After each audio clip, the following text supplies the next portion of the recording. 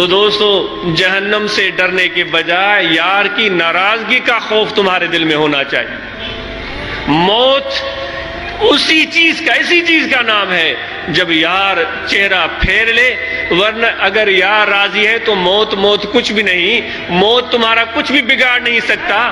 تم موت کے بعد بھی زندہ ہو، جب تم قبروں میں جاتے ہو اس وقت بھی زندہ ہو۔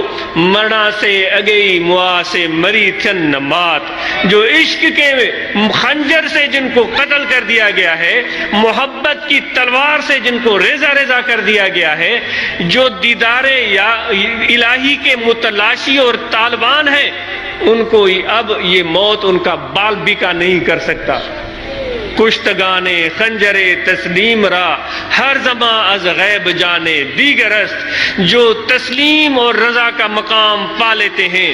اللہ بھی ہمیں سبق دیتا ہے، یاد رکھو ربنا افرغ علینا صبرا، میرے پروردگار میرے صبر میں زیادتی فرما۔ میرے صبر میں دعا سکھاتا ہے اللہ کہ مجھ سے مانگو۔ اللہ تعالیٰ یہ بھی سکھا سکتا تھا کہ مجھ سے مانگو کہ تکلیف میں کمی فرما۔ اللہ فرماتا ہے کہ تم یہ کہو اے یا رب العالمین میرے صبر میں اضافہ فرما۔ سوچنے کی بات ہے، یعنی کہ جو کچھ بھی دوست کی طرف سے تیرے ساتھ ہو رہا ہے، جو کچھ بھی تم ظلم و ستم سمجھ رہے ہو، جس کو تم پریشانی اور مصیبت سمجھ رہے ہو، اللہ فرماتا ہے کہ تم اس طرح دعا کرو کہ یہ میرا صبر بڑھ جائے۔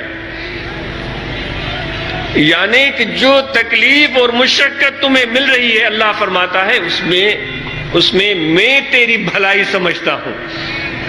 وہ کہتے ہیں کہ کچھ لوگ دعائیں کرتے ہیں اللہ کی بارگاہ میں گڑ گڑا کر کہ یا رب العالمین میرے گناہ بخش فرما، مجھے اپنی رضا اور خوشنودی عطا فرما، میرا فلاں کام ہو جائے۔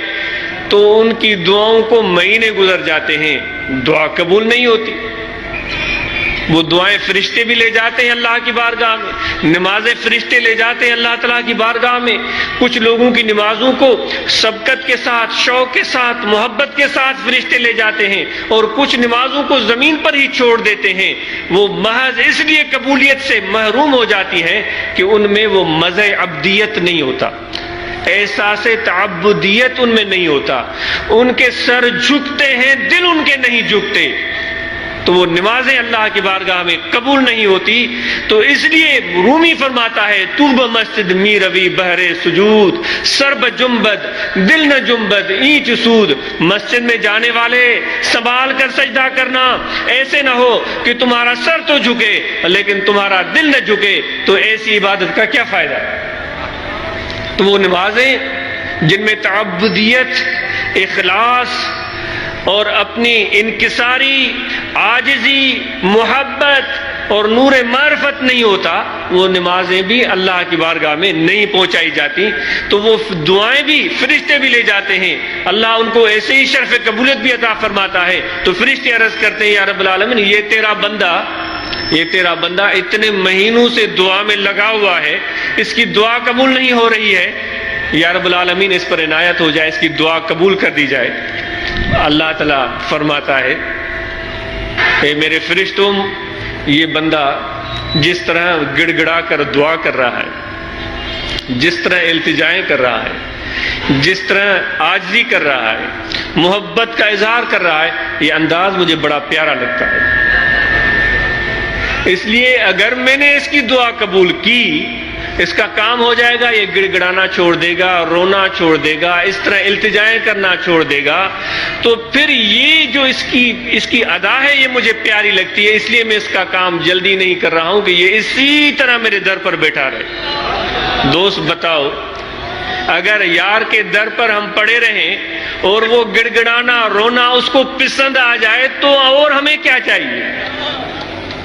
مجنو نے سنا کہ لیلا خیرات بانٹ رہی ہے، مجنو نے سنا، مجنو کے نام پر قربان۔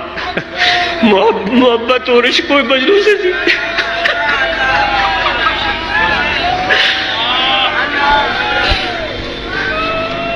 محبت اور عشق کوئی مجنو سے سیکھے، وفا کوئی مجنو سے سیکھے، یار کو منانا کوئی مجنوں سے سیکھے جس نے زندگی قربان کر دی، مرتے وقت بھی اس کی زبان پر لیلا لیلا تھا۔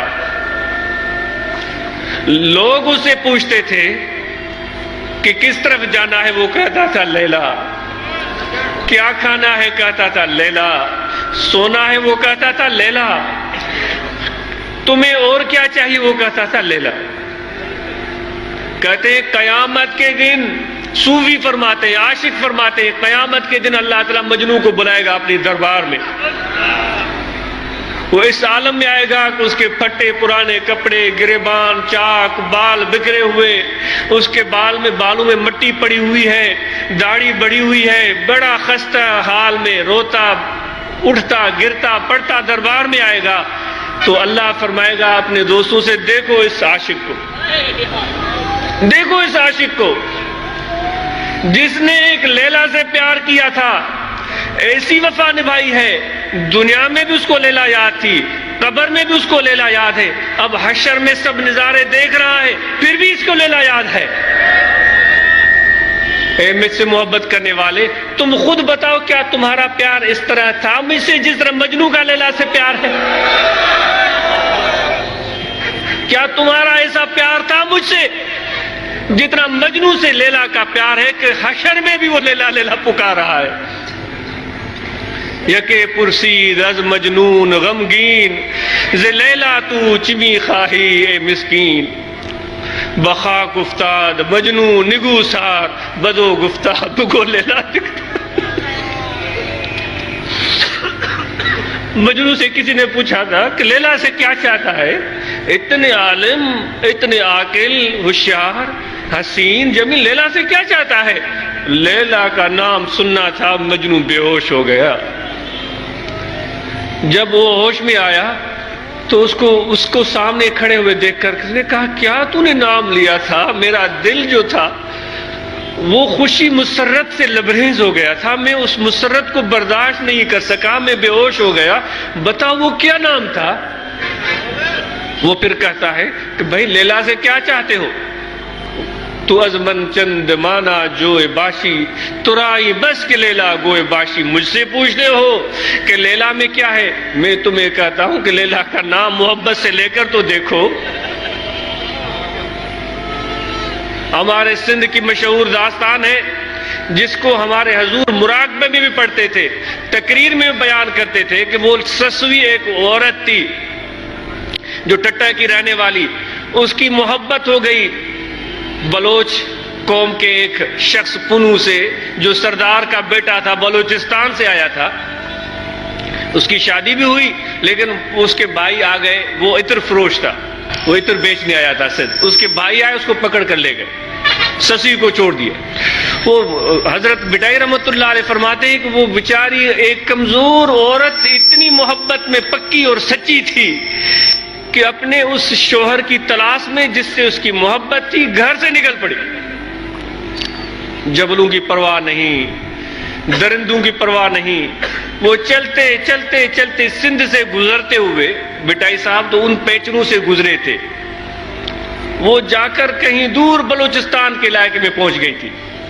ہمارے حضور فرماتے تھے کہ وہ اتنا پیار تھا اس کا پنو سے، وہ جب مر رہی تھی وہ عورت، تم مرد ہو، طاقتور سمجھتے ہو، اپنے آپ کو پختہ سمجھتے ہو، وہ عورت مر رہی تھی، اسرائیل سامنے کھڑا ہے، اس کا دم نکال رہا ہے۔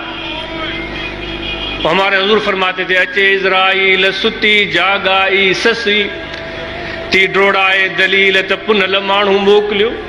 وہ اسرائیل کھڑا ہے، سانس نکال رہا ہے، وہ اس کو امید بھری نظروں سے دیکھ رہی ہے کہ میرے پنو کا قاصد ہوگا، میرے پنو کا قاصد ہوگا۔ موت سے ڈری نہیں، کوئی خوف ہی نہیں۔ بھائی جو ایک عورت جب اتنی ثابت قدمی دکھائے تو جو خدا کے عاشق ہے، اللہ کے عارف ہے، ان کی ثابت قدمی کا کیا عالم ہونا چاہیے۔ ان الذين قالوا ربنا الله ثم استقاموا تتنزل عليهم الملائكة الا تخافوا ولا تحزنوا وابشروا بالجنة۔ وہ تو خوش ہوگا۔